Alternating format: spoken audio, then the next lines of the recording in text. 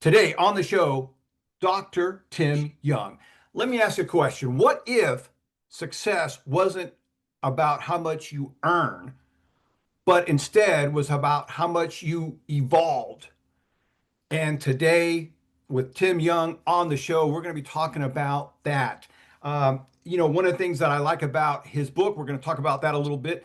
Dr. Young invites us to redefine wealth, not as just pure numbers, and numbers are important, but also about energy, about service, about impact. Dr. Tim Young, welcome to the show. I'm honored. I really, really appreciate you having me here. This is something special for me.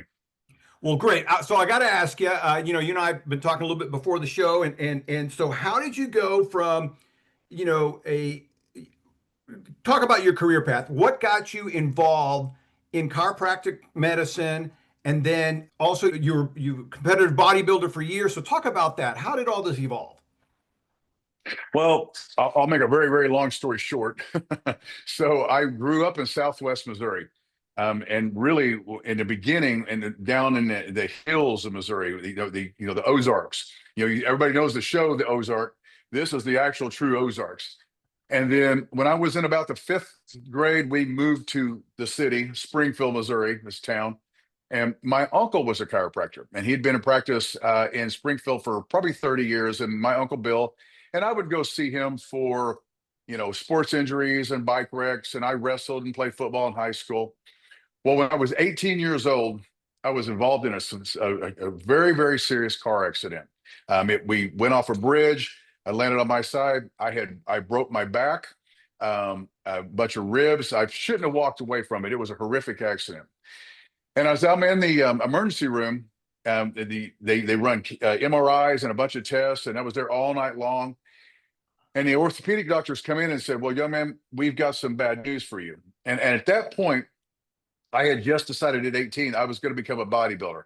I just started working out. I've always been tiny Tim my whole life. And I was a 98-pound freshman in high school. And the only reason I remember that because I wrestled 98 pounds my freshman year. So I graduated 150. I had gotten up to 160 this car accident. We got some bad news for you. Your bodybuilding days are over. You'll never lift heavyweight again. And more than likely, because of this fractured spine, you're going to have a limp for the rest of your life. Well, you tell that to an 18-year-old young man, this is 1985, and you're defeated. So about 6 weeks later, when I could actually walk again, I go see my Uncle Bill. And I tell my Uncle Bill, this is what they told me. And it's in the book. I won't say it here. Few choice words. And he said, lay down. And he starts adjusting me. 6 weeks later, I'm back in the gym working out. 6 months later, I win Teenage Mr. Missouri. Right. Nice. And I competed for 23 years after that, and I've never had a limp.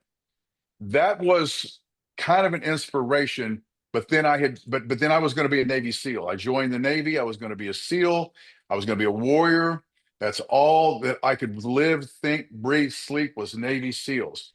And I'm preparing to test for buds. This is 1988, Great Lake, Chicago. My back starts hurting again because I'm doing all this crazy training. Of course, I'm 22 years old. I don't know any different. And so I go to see the the Navy doctors, and they run their test. They call me into med hold a few weeks later, and a lady sitting at the desk, and she says, they say right here that they know you have a problem, but they're not sure what it is. So they're recommending exploratory back surgery. Now, Bert, I'm 22 years old. I'm not very bright. I'm from the hills of Missouri. I'm trained to be a warrior, but I do know this. The words exploratory and back surgery should never be used together. And I looked at her and I said, no, ma'am. And she got real confused and she looked up at me. She said, excuse me? And I said, no, ma'am, I'll not have any surgery. And she said, well, she got flustered. She starts moving paperwork. She goes, well, all we can do is just send you home. Now, Bert, you have to understand when I tell this story, I was going to be a warrior. That's all I thought about. I didn't go to church. I wasn't spiritual. It's not that I didn't believe in God. I just didn't think about God. None of this was in my word. At that moment, God laid his hand on my shoulder and said, "You're going to be a chiropractor." I knew I had a sense of peace, warmth, knowing, and I would just smile. I remember it like it was yesterday, and I said, "Send me home." I get out of the Navy. I work till January building chain link fence. I started my undergrad, didn't start till I got my chiropractic degree. So that was my journey. That's what got me from the hills of Missouri to to becoming a chiropractor. That's awesome. That's awesome. So you're sitting here, um, and you have the spiritual experience. You get this whispering, call it the Holy Ghost, call it, like you said, God laying hands on you. You're going to be a chiropractor while in this, again, you call it med hole. So that's pretty profound. It really is, and and here's the thing. I knew I was going to be a chiropractor, but I didn't know what that meant. It had nothing to do with money or success, or I didn't even know what. All I knew, Doctor Uncle Bill popped my back, and it made me feel better. That's all I knew. I knew nothing about the career. I knew nothing about school. I just knew this was what I was going to go do. And I followed that voice. I followed that calling. It was some people say a calling. I felt a pull. It pulled me in that direction. And again, I not a very good education. My high school was, not the best high school. I wasn't a good student. I'm physical.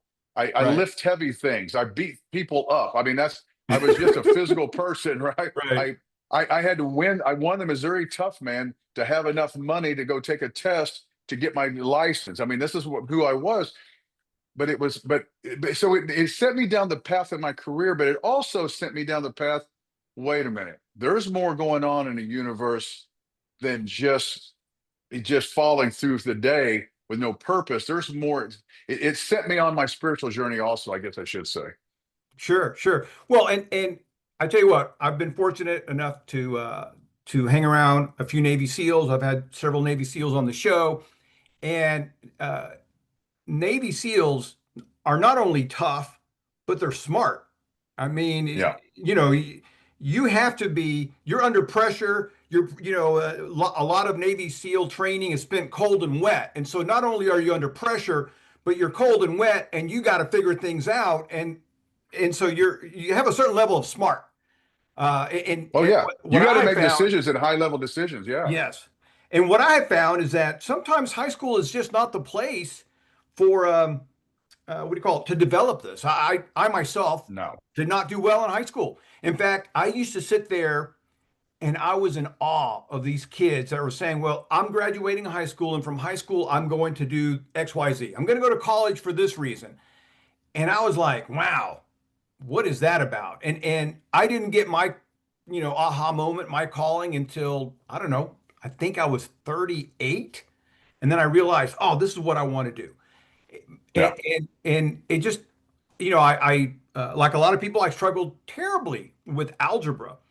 In order to go to law school, I had to become proficient in algebra, not because algebra is required, but because there's a logic to it. And man, I took it upon myself. I ended up here. I am, um, 38 years old, and I have a tutor coming to my house to help me with algebra. But it goes back to once you have that focus, that drive, nothing gets in your way.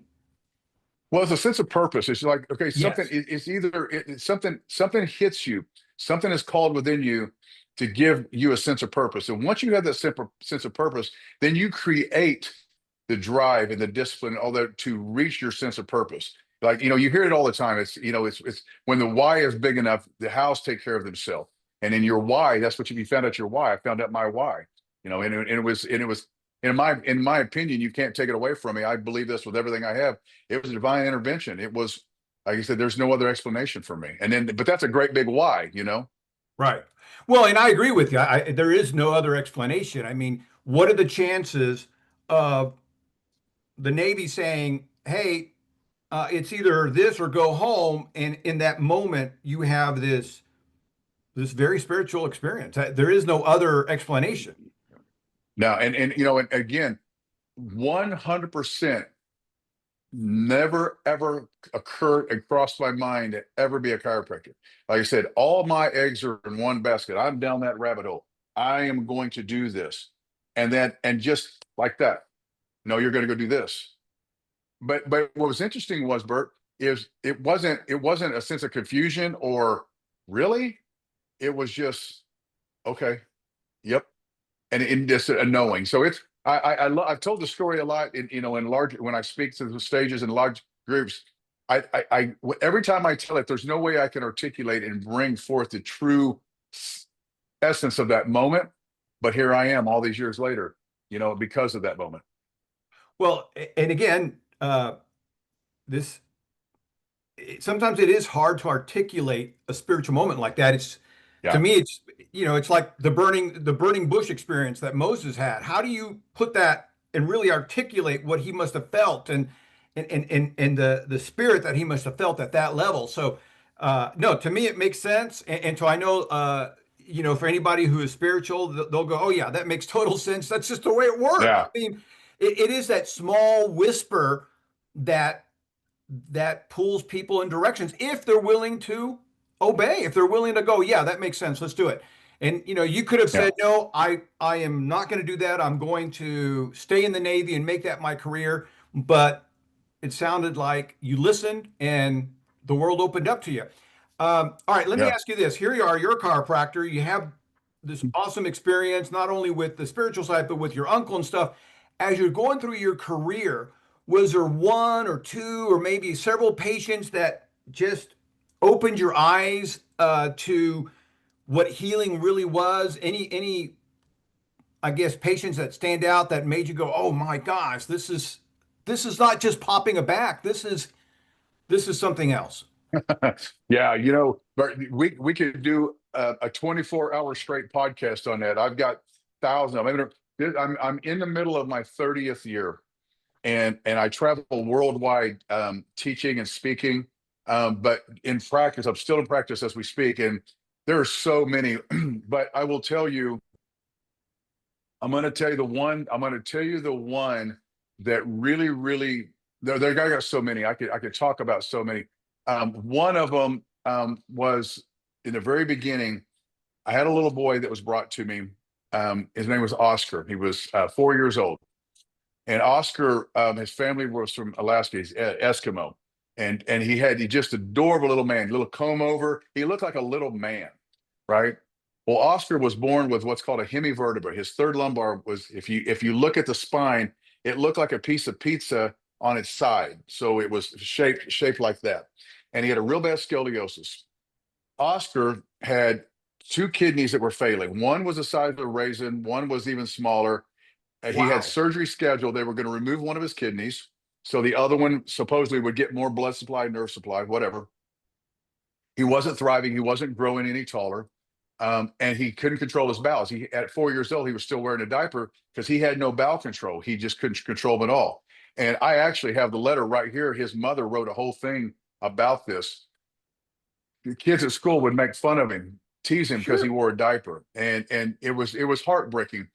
And so she brought him to me, and I had other things happen, but I looked at his X-rays, and it was the first time I had ever seen a 4-year-old's X-rays like that, and the first time I'd ever seen a spine like this.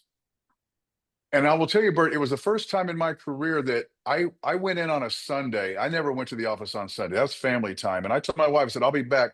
I ran up to the office. I pulled those X-rays up, and I sat there and I'm looking at them. And the first time ever in my life at this career, this was 27 years ago, 6 years ago. I looked up and said, I need some help on this one. I don't know what to do. And then it was revealed to me. I'm a chiropractor, adjust. So that Monday, mom brings him in. I said, this is what we're going to do. I started adjusting Oscar. I started adjusting that third lumbar that no one else would touch. Matter of fact, she went and asked his medical doctors if it was okay, and they threw a fit. He's going to paralyze him. He's going to kill him. All the Right. bad, ugly things, right? Right. Right. She trusted me. I told her, I said, I believe. I believe in the potential of the human body to heal itself. And I started adjusting him. In 6 months, his kidneys tripled in size. They started functioning again. His bowels started working and he grew 6 inches. Wow. I got a message from him and his mother last year. He's 6'1". They're living in Alaska now. He's strong, healthy. Oscar sent me up here. He's taller than his mom, and he's 100% healthy. That's Bert, incredible. I can tell you story after story after story like that. I have so many, but what happens was it was kind of like my path and my career choice and my future was revealed to me. Chiropractic, the principle of the chiropractic was revealed to me because what it is, all we're dealing with is the inborn innate intelligence of with all of us to heal on the inside. We have the potential, we have the right to be healthy. And all I do as a chiropractor is look for the interference, remove that interference, and allow the inborn intelligence to take over and do its job. And when that was revealed to me, then the practice exploded. Because then I realized, well, if I can help one Oscar, well, maybe I can help 2 and 5 and 10. And then what I did was I learned along the way to remove my own limitations on the amount of people that I could actually help. And that's what created my success. But it came from the one. That's incredible. Again, I'm going back to that spiritual moment that you're having there in the Navy. And if all you ever did is make Oscar whole, it would have been worth it It would have because been that's worth an it. It would have incredible been worth thing. it to Oscar. Yeah. Yeah. I mean, you go from barely having kidneys to having kidneys to being able to control your bowel movements and stuff that we take for granted every day. Oh, I like to think, it, you know, go ahead. well, I had a baby that they called me in, some parents of a patient. I treated her through her whole pregnancy, and then she was going to have a natural birth. Well, when she went to have Coleman, he was over 11 pounds, and he got stuck in the birth canal, and they rushed her to the hospital.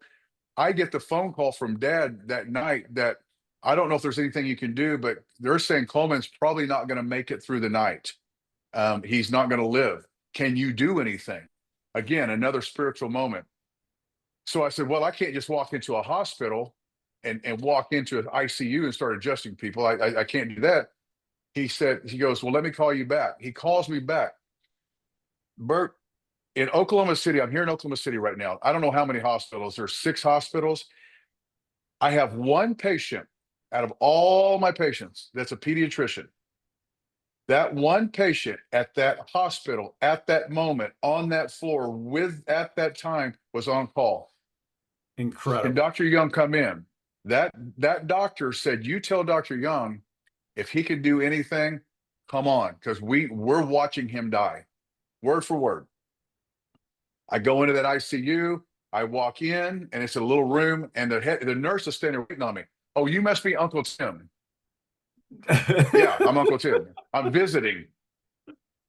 So I go in, they put the garb on me, all these things. I walk in, and there's Mom and Dad standing there. And Christy, the mom, she couldn't even speak. She looked like she'd been hit by a bus. All the blood vessels in her eyes were completely busted, blood red. And Right. I look at Mark, the dad, and I said, what happened? They said, well, Coleman got stuck in the birth canal. And they turned him, they pushed, and they ripped him out. They Wow. ripped him out. So I walk over, and he's in this little ICU, with a bucket, with a plastic bed and tubes and wires and all that. And I got pictures of it.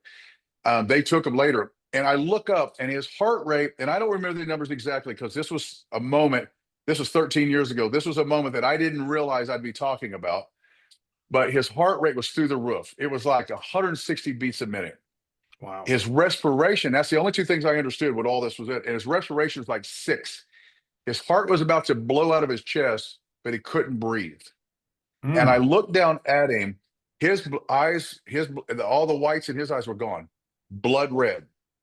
Wow. So Bert, I reached through the tubes and the wires, and I pick him up, and I check, and he has a rib. He has one of his ribs had been dislocated, pushing straight backwards. And I took my thumb and I set it, and it just went right back in place. I laid him down, and I checked the top bone in his neck, and where they turned, they pulled him, they twisted the top bone. And I took my finger and I set it, and I laid him down. He turned over and looked at me, took a deep breath. At that moment, heart rate started coming back down. That's Respiration incredible. started coming back up. And I turned around, there's four nurses and mom and dad watching me. My favorite part of the story, well, not the favorite, but the head nurse, she's older, she's pissed that I'm there. Arms are crossed. She says, well, those machines are not really that reliable. I just went and hugged Christine and I hugged Mark and I said, he's going to be fine. I go home, eat dinner with my family. The next day, Dr. Thompson, the pediatrician, comes in and gets his adjustment. He goes, I don't know what you did, but Coleman's going home today. What are the odds that he is on call? And so Right. when you see, Bert, when you see things like that, when you experience things like that, they can't take it away from you. They cannot take that away from you. You can't convince me it didn't happen. We witnessed it. He's there. And Coleman is now 13 years old. And guess what Coleman wants to be now? He's going to go be a chiropractor. I was going to say he's got to be Yeah. absolutely. It saved his So, but life, right? I got thousands of stories like that. So I love telling them, but it goes to the power of the intelligence of the human body. And when you give it the opportunity, it can heal itself of anything known to man.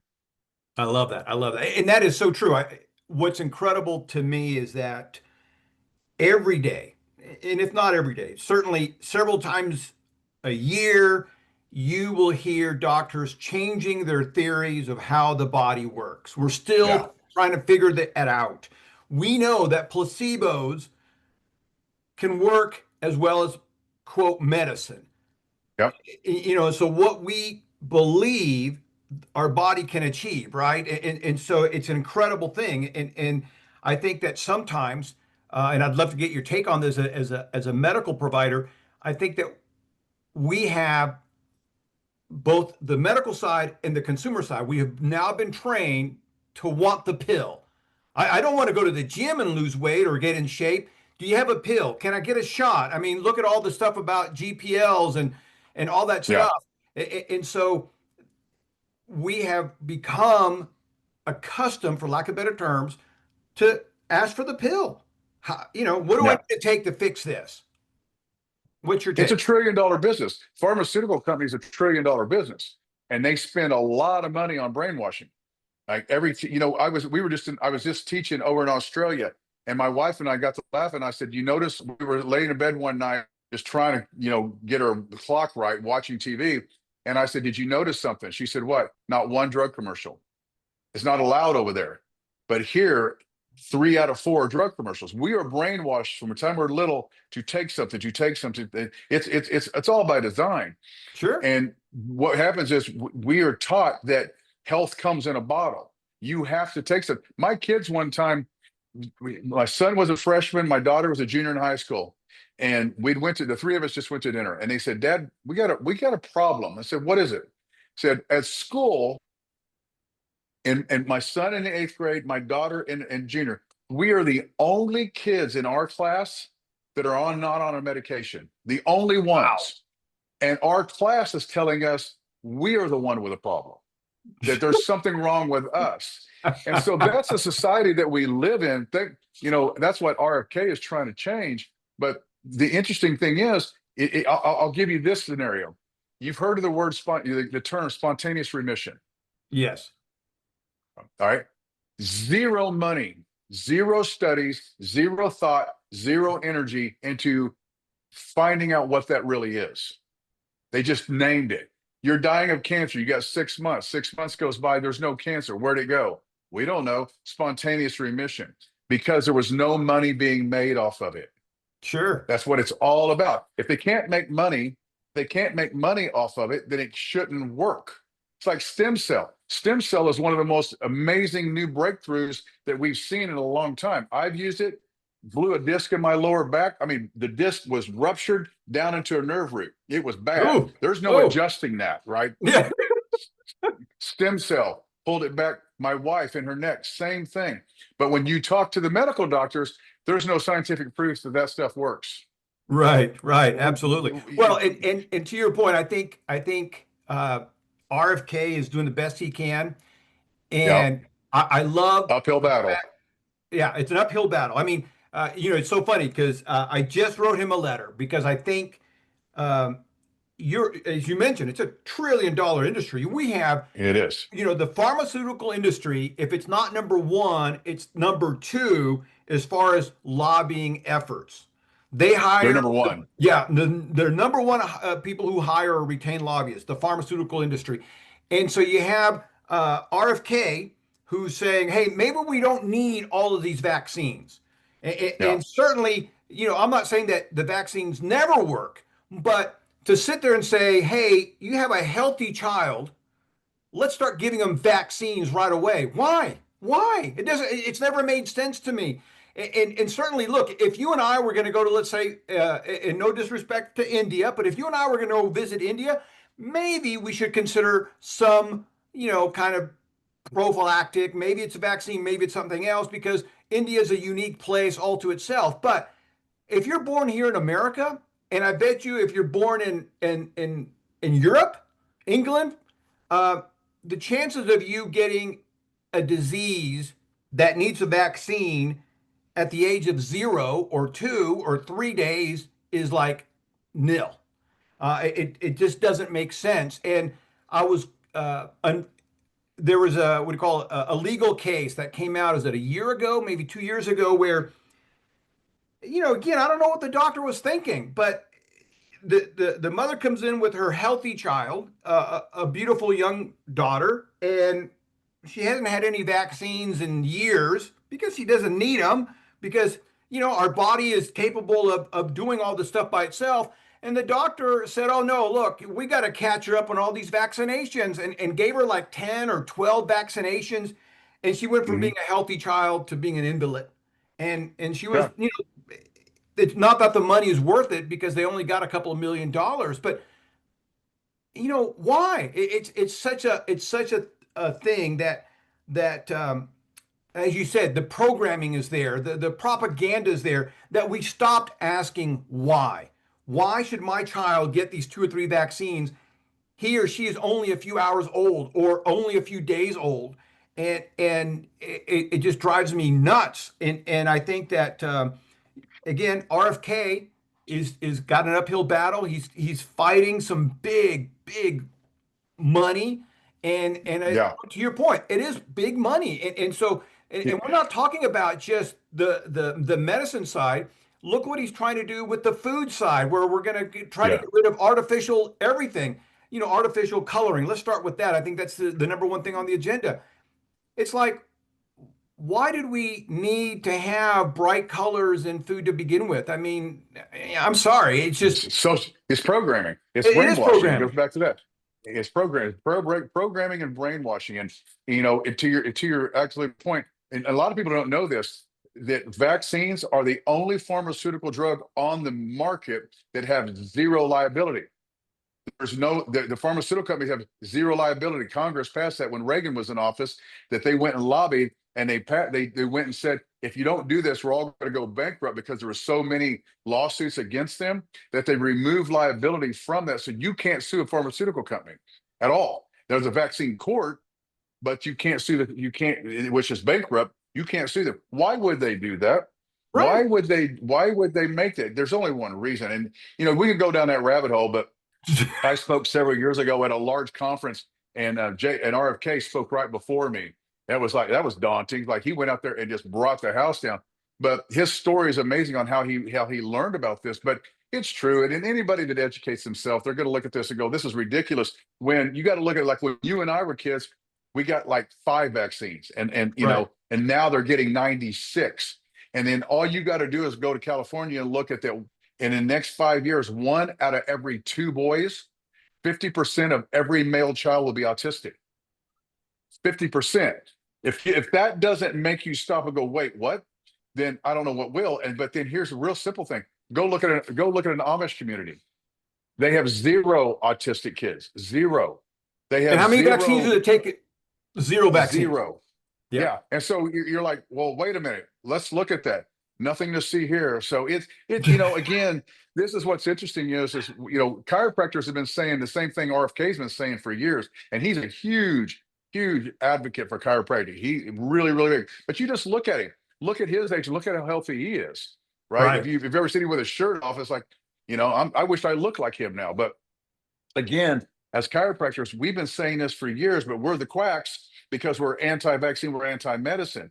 Now the whole world is starting to wake up because of COVID and the COVID vaccine. Take this vaccine, you won't get COVID. Well, then everybody Right. did, right? And then now everybody's dropping like flies because of it. And now the world's going, wait, what? Maybe the chiropractors aren't quite the quacks that we thought they were, right? And so it's waking up. It's a great time to be on the right side of the equation, but we still have an uphill battle because they're still making $1 trillion a year, Bert. Absolutely, absolutely. And speaking of propaganda and marketing and lobbying, a lot of people don't know this, but when chiropractic medicine was being, I guess, developed and was starting to become mainstream, the medical industry spent a Yeah, lot of money fighting you guys. They were trying to yeah. close down chiropractic medicine altogether and call you quacks and call you guys Mhm. this and that. And more or less, most of the chiropractors that I know are 10 times fitter than the average doctor, right? Yeah. And you go through more or less the same amount of schooling. You have to know the Hmm. body, you have to know how things function, all that stuff. But again, this massive organization, the American Medical Association, said, "Hey, we can't have this," and a lot of people do not understand that that's the way big business is done. It's Yep. unfortunate, but that is what it is. It's a medical business, not not necessarily focused on healing people, but making sales. It's making sales. That's all that it is. What you're talking about is the chiropractors actually sued the AMA back in the 50s. It's called the Wilt case. And we won that, right? We won that. But here's the thing, you know, I was just talking to somebody just recently, just a little bit ago about this. You know, it's all one of my best friends was a medical doctor. We grew up together, fifth grade all the way through. We graduated together. He went to the Navy. I go to the Navy. He gets out, I get out. I'm sitting in Southwest Missouri State getting ready to take my entrance exam. He sits down next to me, right? We parallel each other. He goes to medical school, I go to chiropractic school. He came and observed me. He was a chief resident at Mayo. He's brilliant. Guy's a genius. Number one pick in the nation. He's just that guy. I mean, that was not me. But he comes and observed my office when I was in practice for about 4 or 5 years. And he goes, Tim, here's a couple. He said, one, I'm not sure what you're doing, but I will tell you this. You believe in what you're doing and your patients believe in you, which is the only thing that really matters. Then he says this, Bert, and this is powerful. He goes, here's the problem with the medical profession. If they ever admitted that what you are doing is right as a chiropractor, they would have to admit that what they're doing is wrong. That's never going to happen, ever. So they don't care how much research you have, how much proof you have. They don't care. You're never going to be accepted because if they did that, then they're on the wrong side and it's never going to happen. And right then it clicked with me. I refuse to ever try to be accepted by anyone other than the one laying right in front of me. That person that walks in with the little sick boy or the asthma patient or the patient that came in a couple of years ago. He said, Doc, you gotta help me. He said, I'm getting ready to turn 74 years old. I'm gonna go hiking. All right. Okay, let's get you go. Where you gonna hike at? And I thought it was going to be like this little mountain here in Oklahoma. No, I'm gonna hike Kilimanjaro. Woo! And he did. He killed it. Right. And so that's the only person I give. I don't care about being accepted by the world, right? I'm going to get results and I'm going to be accepted by the one in front of me. And it's the same way when I help somebody with my business coaching or whatever. I don't care what other people think. Let's help you help more. Let's help you help more. And that's really what all this boils down to. We're never going to beat the system. It's too much Right, money. Too much right. money. But we can help the one in front of us. And that's really what it boils down to for me. And I have a little bit of a story. I went and saw my doctor. This is I think I can say it's been a couple of decades. I went and saw my doctor, and uh, he blew me away because he says, "Hey, you know what? You may want to go to a chiropractor and see what results you get there." and then he also wanted to do acupuncture. This is a Hmm. medical doctor who believes in a holistic approach, that medicine Yeah. isn't always the answer, that maybe chiropractic medicine can do it, or maybe this we call it Eastern medicine, and that just blew me away. And I thought, man, we're finally starting to make a little bit of headway in that direction. And it is. I think maybe, I don't know, whatever this percentage is, 5 or 10% of medical doctors are starting to realize that they're not the only way, right? And you Yeah. probably know this better than anybody else, but a lot of consumers don't know this, that doctors, medical doctors for sure, do not get any kind of training when it comes to fitness or exercise or No, nutrition. It's just like, no, what? none. Zero. They're trained on what they do. To your point, here in Oklahoma City, the top neurosurgeon here at Mercy, he runs a neuroscience group.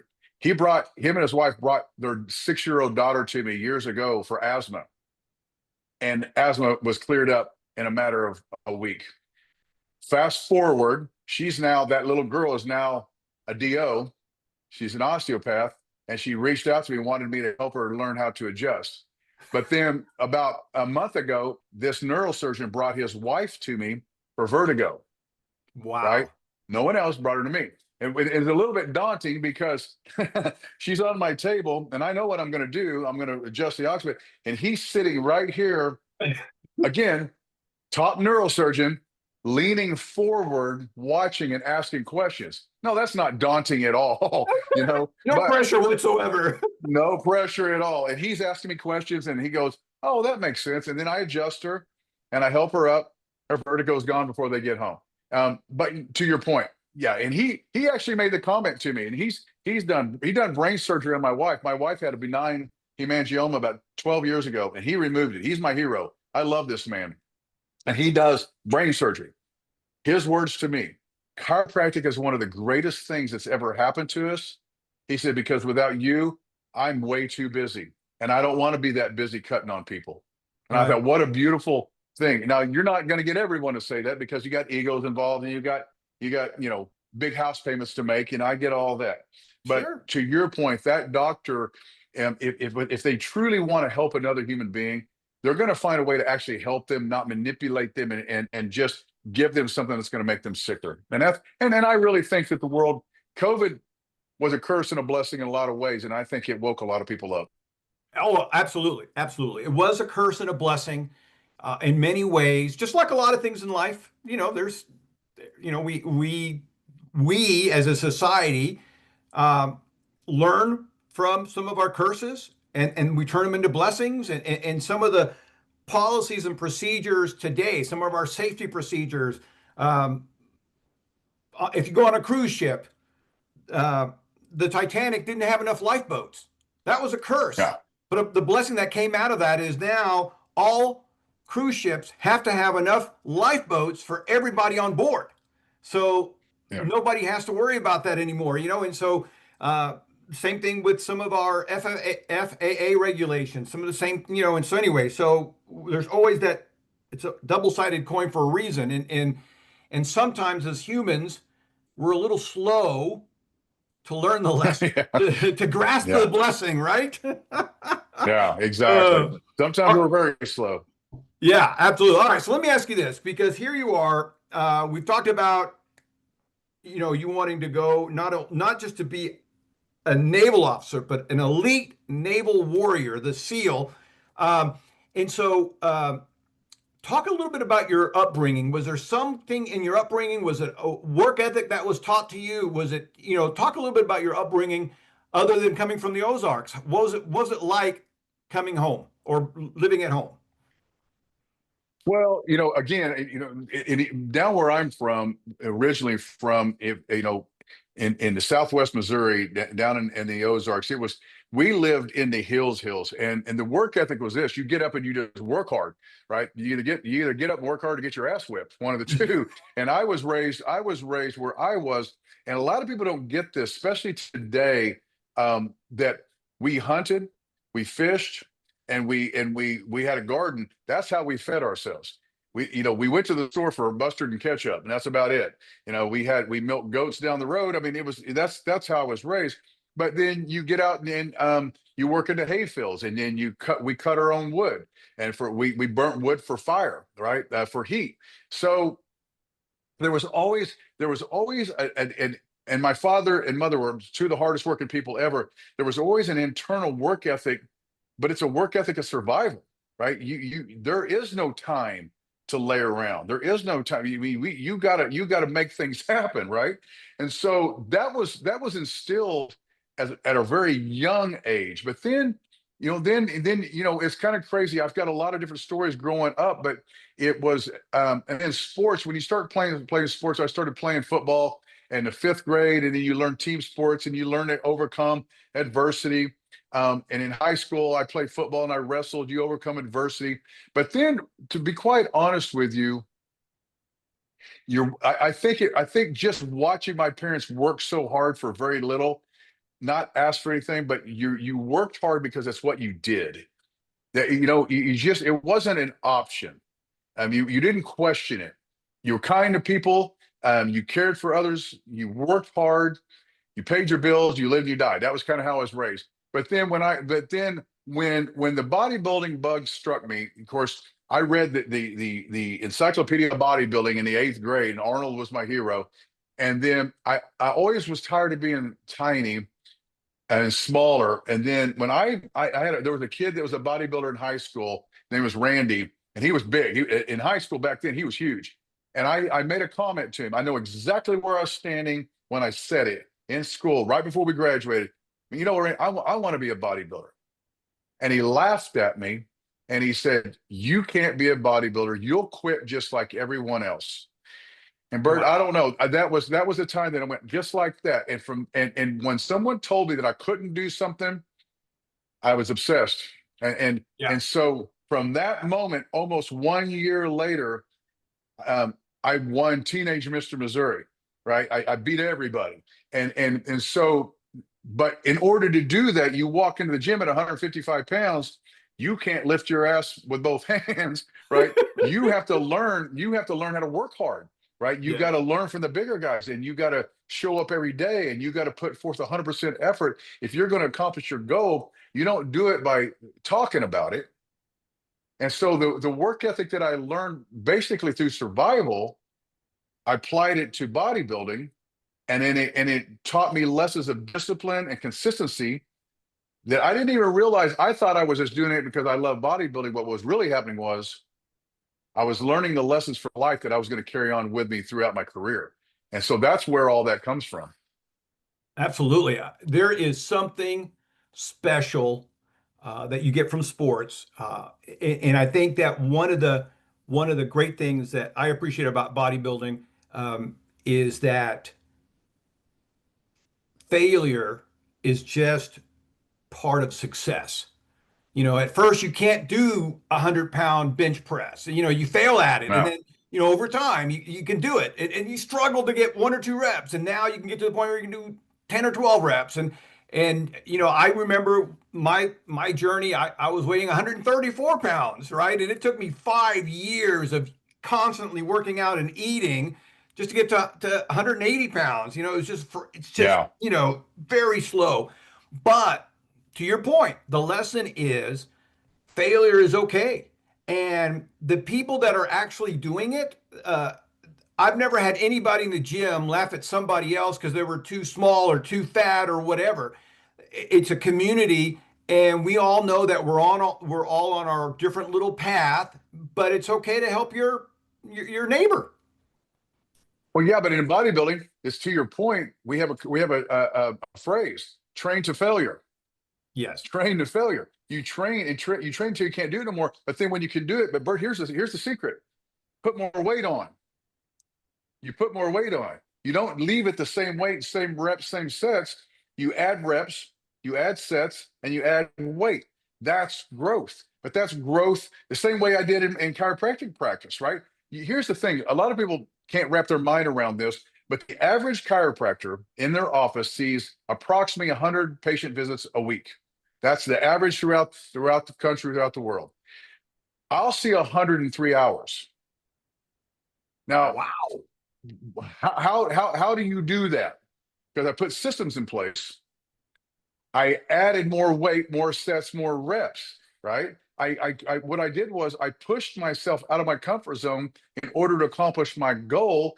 And in order to do that, you have to remove unnecessary things. And if you're going to be a bodybuilder, you can't eat cheesecake every day. You have to remove unnecessary things. If I'm going to be a bodybuilder, if I'm going to squat 500 pounds and get my legs bigger, I'm not going to run a marathon.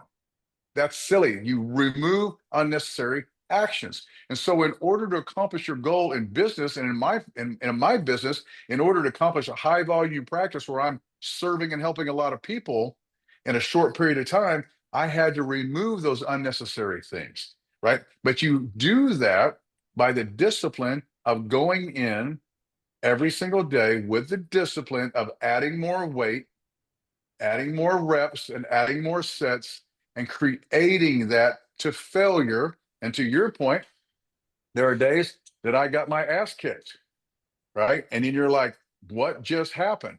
But then you Right. get up and you go do it again. And that's the secret to success. If in a nutshell, is that right there. Absolutely. There is something very special about kicking your own butt. You know, when you are laying on the floor at the gym and you can barely move and you're out of breath and you're hurting, man, that those are some of the best times, right? They are the best times. One of my favorite, and I hope we have a minute. I'm going to tell you one of my favorite lessons that I taught myself, kicked my own ass in my career. And I did it in bodybuilding, and I learned a lot about myself. And I don't even know why I did this. I'm 20 years old. I'm 20 years old, and I'm getting ready. I won teenage Mr. Missouri, but I'm preparing for now Mr. Missouri. I'm jumping Right. to the big dogs because I think I can do this, right? And so it's a Friday night, Springfield, Missouri. All my buddies are, we're going to go out, we're going to go cruising, we're going to go partying. This is 1986. I go to the gym on a Friday night. It's leg night. I got to get my leg workout in before we go out, fellas. I go into the gym. There's no one in the gym but the girl working behind the front counter. Only person there. I go in the back leg room. I made a decision that I was going to put I warmed up and I was going to put 405 pounds, and I weighed 198 pounds. I'm putting 405 pounds on a squat rack. I have no spotter. I have no trainer. There's no one in the gym. And you know what a squat rack looks like, right? Right, I right, made right. the decision for whatever reason, and it wasn't my brightest moment, but I was going to put 405 on. I'm going to walk it all the way out of the squat rack. I'm going to go all the way to the ground at what we call ass to calves, all the way to Right. the bottom and all the way up. And I'm going to do 3 sets of 10. Bert, I've never done it before, even with a spotter. I've never done 3 sets of 10 at this career. But for whatever reason, I'm doing it. And I made a decision. I'm either doing it or it's crushing me right here in this floor. I do the first set and I 10 and up and I rack it. I'm like, all right, that was kind of tough, but I got this. About Right. halfway through set 2, I start questioning my sanity a little bit. Like, oh, this is not going well. And I struggle through it. And that was the last, and I rack it. I had a decision to make, Bert. Bail or stick to my guns. I crawled under it, I backed it out, and it was, again, you got to understand that was 1986. Here it is, 2025. I did it, and I racked it, and I remember laying on the ground going, that was the dumbest thing I've ever done in my life. But to this day, that set the tone for everything I've taken on, every task, every goal, every project, everything that someone said that I couldn't do. I know I can, because I taught myself that lesson, and it was one of the most important moments, transitional moments of my life that I carry with me to today. Don't tell me I can't do something, because I'm going to crawl under that squat rack. I'm going to back it out, and I don't need your help. Right. And so bodybuilding and fitness and sports, I think, like you said, to your point, teaches you lessons that I didn't realize at the time. All I was doing was teaching myself something that I was going to be needing to use down the road in my future. And I'm still kind of using it today. Absolutely. Absolutely. It is I think it's a great mindset builder. There is something that happens when you play sports, especially when you're playing these sports that are more what do you call it? Less of a team sport, more Yeah. independent, Wrestling and and bodybuilding and all the, yeah. Yep. yep, long distance running. Some Yeah. uh, let's see, yeah, there's something there where you have to dig deep, deep, deep because there's nobody else. You got to finish this, and it's a wonderful thing. It's a wonderful thing, and I think that somehow we have cheated, not all of us, but we are cheating our young people from knowing the glory of uh, of winning, and Mhm. not necessarily competing, but doing something that was bigger than you thought you could do, and also we're robbing our children from failure. I think failure is a great teacher. It humbles you and it makes you smarter and more resilient. And I think that our work ethic has suffered here in America a little bit, but we'll save that for another time. Well, yeah. And so really, really quickly to your point, my son, he started wrestling in the third grade. And in the fifth grade, he never won a match. He went all year long, 0 and 2, 0 and 2, 0, never won one match. But he kept going back and he kept going back. And I didn't push him. He's like, I'm wrestling this weekend, Dad. All right. We kept going. Fast forward, he's two-time state champion. He gets a full ride scholarship to wrestle in college. Well, but he doesn't want to do that. He wants to be an MMA fighter, right? And so he goes and he fights 12 amateur fights, 10 professional fights. He's an amazing fighter. Calls me one day, we're in Italy. Dad, I've changed my mind. Fighting is selfish. I'm only fighting for myself. I'm going to be a Navy SEAL. I want to fight for something bigger. Wow. All right, son, I'll tell your mother. He goes, yeah, I'll run that by her. And so but he wrestled his whole life. He's never swam. I mean, he's been in the water. He swam, but not Right. swam. But not like Navy He SEAL swimming. Yeah.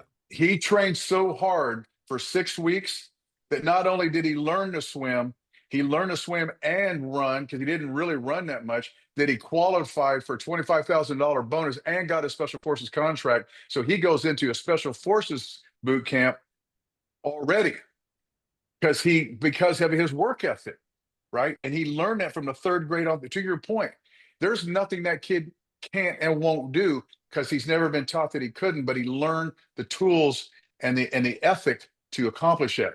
You made a great point. You don't see that very often. It's rare. It But is. he watched. He learned by example. I mean, Right. his mother was also, she won overall junior national. She's also hardworking and was a bodybuilder. The two of us, we were weird parents. Our kids just shook our heads at our, but we taught them that ethic. And so I appreciate you saying that. Well, you know what? It is, again, you and I have talked about this. What we do speaks louder than what we say. Exactly. And it's an incredible thing. Okay, I want to talk about your book, Yes. and dig into this because here you are. You're a chiropractor. You have your practice going on, and talk about this. What was the moment? What was the I don't know, the inspiration, the pivot that made you say, okay, I got to do this next thing. I got to help other chiropractors. Talk about that. So I was an associate doctor for the first 3 years. And I worked for three other doctors, train wreck after train wreck after train wreck, whatever. And then I personally, and there's coaching groups like in all businesses. I joined a chiropractic coaching group back in 1999. And I got a great coach, and I learned the business lessons and the chiropractic lessons that they don't teach you in school, that you got to learn out in business, right? And I moved through the ranks, and within 17 years of growing this practice, I grew this one of the largest practices in the whole world, one of the most successful, and I actually outgrew the coaches. So, long story short, I go out, and then I get asked, okay, teach us what you're doing. We want to know how you're doing it. And then that leads me into starting my own consulting and coaching group. Well, and it takes off. It takes off. I got up as many as over 400 doctors in 32 different countries worldwide. I'm working with chiropractors, teaching them my system on how to take all the philosophies and the principles of chiropractic, what we've been talking about, and how do you apply those into business where you can actually be successful with it? Because they don't teach that anywhere. Well, I reached my level of influence. Social media, I speak, but I can't speak to everybody. And so then somebody come to me and said, look, your story, there's so many things. Your story is amazing, but we need to put this in print. That way we Right. can reach more people. And I thought, well, okay. And I really wasn't sold at that point. But then what happened was he said, but look, not only can you help and reach more chiropractors, what you did in chiropractic with your business principles could help any business. It doesn't matter what it is, because I've helped a lot of people with all kinds of industries with just the things that I teach in a book. So that's what led me to like, all right. And then I hired Beverly Hills Publishing, Andrea Albright. She was absolutely fabulous on this. She helped me. She walked me through this process. We come together and we created the book. And what's interesting was I only put one post out there when I released it, and we had like 300 to 400 orders overnight. I mean, Wow. it took off, and I'm so far behind that I haven't even tried to sell anymore because we got to get caught up. But that's what led me to write the book, is when you create so much success in what we call a boutique profession. Chiropractors, there's only 60,000 of us in the whole country, 80,000 in the whole world. That's not that many in comparison to like medical doctors or other professions, right? When you create the success that I created in this, it is, to me, it is so disrespectful to the God that gave me this opportunity, that laid his hand on my shoulders. It's so disrespectful to the profession as a whole that created this success that I have, to keep it to myself. It is absolutely my responsibility to share what I know with as many people as I can within the chiropractic profession, but not only that, within all professions, because the same principles that created my lifestyle, that created this great big life I get to live, I want to help that create for other people also. This book is my introduction to the world of this is what's possible. Coming from a I love hillbilly it. kid to where I'm at. I love it. And so you can hold the book up. It's called Millionaire Chiropractor: Millionaire chiropractor. Yep. Build Wealth, Serve More, Live Free. I love that. Build wealth, serve more, live free, the new model for your seven-figure practice. And this is important because, uh, you know, there is no doubt numbers are important. You got to make the money. Look, you cannot contribute to your community without a certain level of money. You No. can't, you can't contribute to your favorite charities without a certain level of money. Warren Buffett, he's retiring. And he's promised to give away several $billion to his favorite charities. And I think that in every career, there's this, I don't know, growth curve where it's all about me. I got to get my business rocking and rolling. I got to take care of my family. It's me, me, me, or whatever. Yes. And then once you reach a certain level, it's about we. How can I inspire others? How can I help others? How can I give back to my community? And so that's obviously where you're at now. So Yes. you have this book, and then you're going around the country. I saw a video where you and what's his name? I'm blanking on his first name. Last name is Gunderson. Oh, And Garrett. yeah, thank you, Garrett. Yes.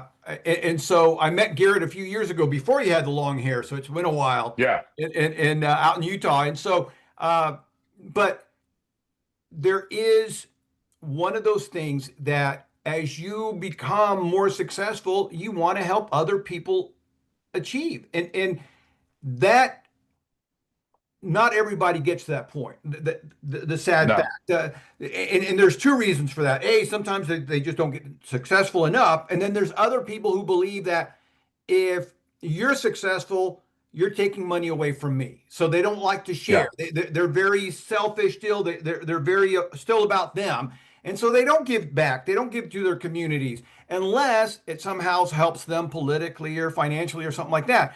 So. Excuse me, I'm sorry. So when did you launch the book and the what do you call it, and the coaching that you do now?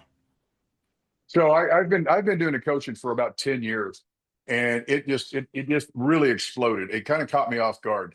And so it's grown, and it's really been kind of crazy. I launched the book about 2 months ago.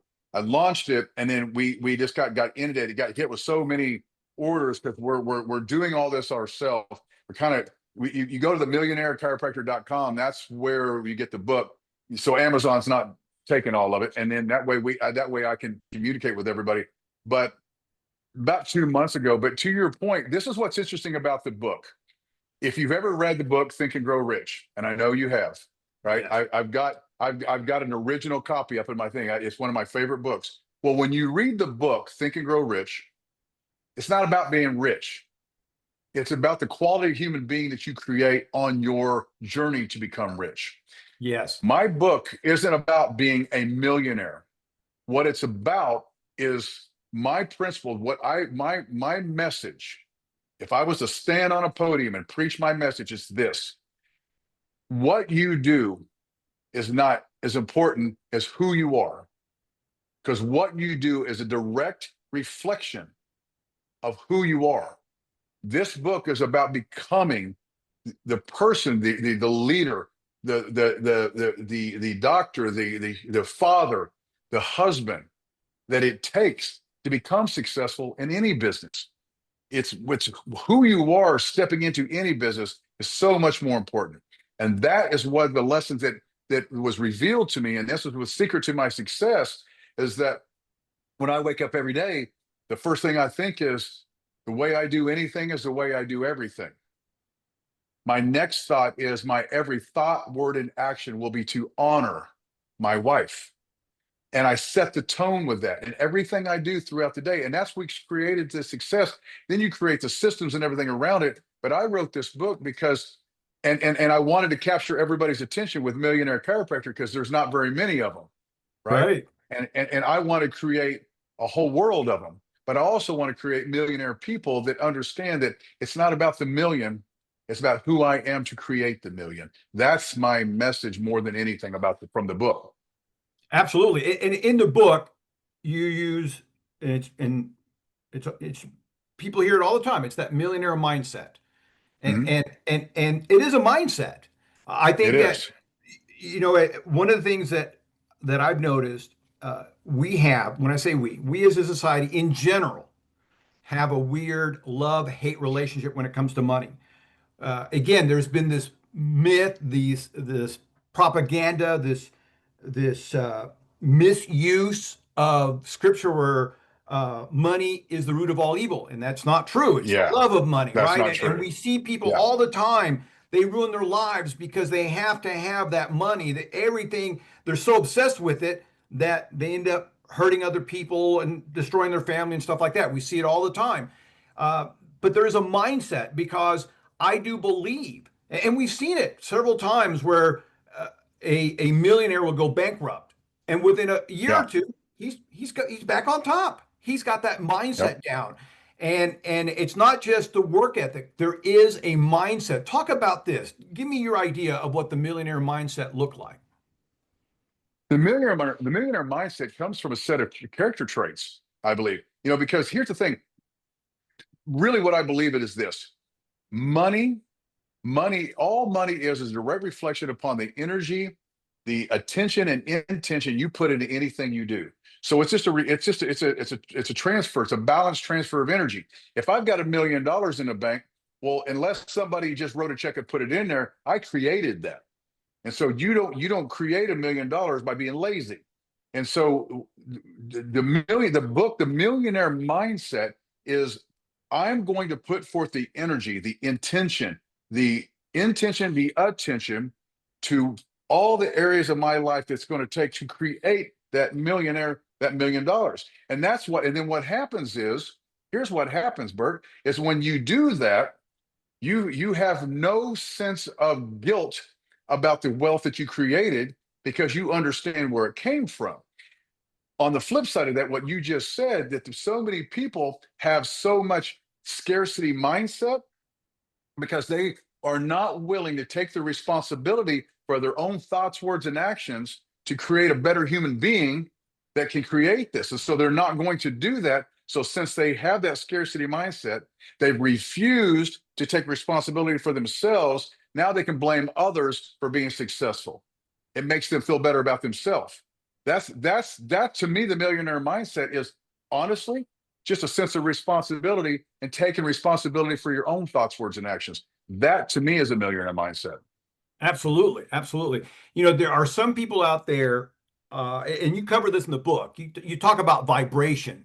You talk about Hmm. that the vibration, and a lot of people miss this. But there are some people who are in tune. They're putting out a different vibe. They call it, right. They're vibrating at a different frequency, and life seems to be so easy for them, and they're just flowing, and opportunity and money comes to them because of their vibration. They're again the millionaire mindset that they have. And then you have the opposite, where some people struggle to get out of bed. They consider themselves unlucky, and you hear them talk about, oh, if I won the lottery, I would lose it. Or my favorite one is, I don't want to win the lottery because I'd have to pay all those taxes. What? Yeah, yeah, What? yeah. So You know, Tony Robbins says this. Tony Robbins says depression isn't something you have; it's something you do. And yes, and I and, and to your totally point, that's believe that. exactly what you're talking about. The lack of success. And he also said, Tony, you probably can tell he's like my hero, right? I He love also Tony. says Yes, this: there's not a lack of resources in the world. There's a lack of resourcefulness. yes, And I see it all the time, and I see it with chiropractors a lot. I was just having this conversation. I'm considered a high volume doctor, high volume practice. Well, the ones that aren't willing to train themselves and to master their art and to master their technique and train their thoughts, words, and actions and put the system into place, they're not willing to do that. So when you do that, you're wrong. yes. I'm not going to do that because what I'm doing is right. It's a protection mechanism. It's a human trait, and that's why. And I tell this. Listen, 90%, 10% of the chiropractors see 90% of the patients. Yes. 10% of the world makes 90% of the money. Right? It's just a fact, and people don't like that, especially the 90%. They don't Right. want to hear that. Reality sucks sometimes. Truth hurts. But those of us that actually want to be successful, they're like, you know what? All I'm looking for is the answer. Give me a path. Give me direction. Give me a system. I'll go to work. When I first walked into the gym as a bodybuilder, I didn't know anything. I didn't know how to be a bodybuilder. I didn't know the first thing. I weighed 150 pounds. But I found the biggest guy in the gym named Tim Miles. I'll never forget him. He was Mr. Missouri. He was a giant of a human being. And I got in his back pocket. And every time he turned around, there I am asking a question. Can I work in with you? Can you spot me? What are you eating? And I drove him crazy. Right. And we became really good friends. But I did the same thing when I got into practice. I found the biggest practices. What are you doing? Show me, teach me. It just makes sense, doesn't it? And I'm doing that today. My coaching business has taken off so much, and I've impacted chiropractors throughout the world. I just had a doctor in Sweden, a little tiny village in Sweden in March, triple his practice in the first month. Now, Wow. now I inadvertently get to help three times as more people in Sweden, right? And so I want to scale this. That's why I wrote the book. If I can help this many doctors, well, then if I help this many doctors, if I help this many people, then I'm inadvertently helping that many people getting chiropractic care. So I hired a coach and I brought in somebody that's going to help me scale. I'm going to learn from the people that I don't know from. That's what you're supposed to do. That's where growth Right. comes from. But if you have a scarcity mindset, good enough is good enough. Right. It is not Absolutely. good enough for me. Bert, I didn't come this far just to come this far. Right. Exactly. Exactly. All right. Let's talk about this, because this is something a lot of people, I don't know, they trip over. Let's talk about visualization. This is something else that you cover in the book. Yep. Let's talk about that. How do you teach somebody to visualize and to see their life before it becomes a reality? I think what happens is people get the cart in front of the horse so many times. What they do is what they do is I want this, I want this, I want this. But the first thing is it's like I want to go on a trip. I want to go on vacation. I want to go on a trip. Well, where are you going? I don't know. Well, you kind of need to know where you're going. Okay. All right. Well, I want to go to Universal Studios. Okay, fine. How are you going to get there? I don't know. I haven't thought about it. Well, we kind of need to get a game plan on where we're going to go. And so what I see is people get tripped up is, first of all, visualization. You got to be very crystal clear with yourself. What do you want? But more importantly, Bert, why? Why do you want that? Right. And so for me, what I teach in my program, and I teach it in a book, if you want $1 million, great. Okay, now you've distinguished this is what I want. Now we got to backtrack. How are we going to get there? But what they're getting the cart in front of the horse is this. It starts with the one. It starts with the one patient, the one conversation, the one adjustment. It starts with the one in front of you being present in the moment and visualizing that person getting well, visualizing the interference being removed, visualizing health being restored. And you do that with conscious effort. We call it present time consciousness, being present. And being present isn't something that you say to them, it's something they feel from you. And when you're present and you focus and you have the vision of that one person responding, then you repeat that and you repeat that. And then it goes back to everything we've been talking about today. And then the next thing you know, that one adjustment may just be one of the ladies that I adjusted that was suffering with things. And she happens to be one of the most influential people in Oklahoma. And she referred me 60 people over 20 years that referred their friends and family. So I went from 100 a week to 200 a week, like in 1 month, because that one adjustment that I paid attention to right now. So quite simply, visualization comes from being very honest and crystal clear. Where do you want to go? And then backtrack it and start with, if I'm going to run a marathon, I'm going to run from here to 26 miles. I got to take the first step. Right. Focus on that. And that to me is how you visualize and put everything into action. It doesn't matter what business you're in. I don't care what it is. The one in front of you is the one that you master. When you master that, then you repeat that, and then you get to your end destination. Absolutely. And what's interesting about that is when I do marketing for a client, I ask them about the one. Yeah. Who's your one ideal client, male or female? What's their age? And if you can narrow it down, the more crystal clear you are at who you're trying to attract, who you're trying to serve, then that's where you can laser in and then expand from there. And a lot of people, the number one mistake they make is they live in generalities. I want to help Yeah. everybody. Well, that's great. We all want to help everybody, but the reality is we cannot help everybody. And so, yeah, I love this idea of just narrowing it down to the one, being crystal clear as to what you want. And then from there, you're reverse engineering. Okay, how do I get there?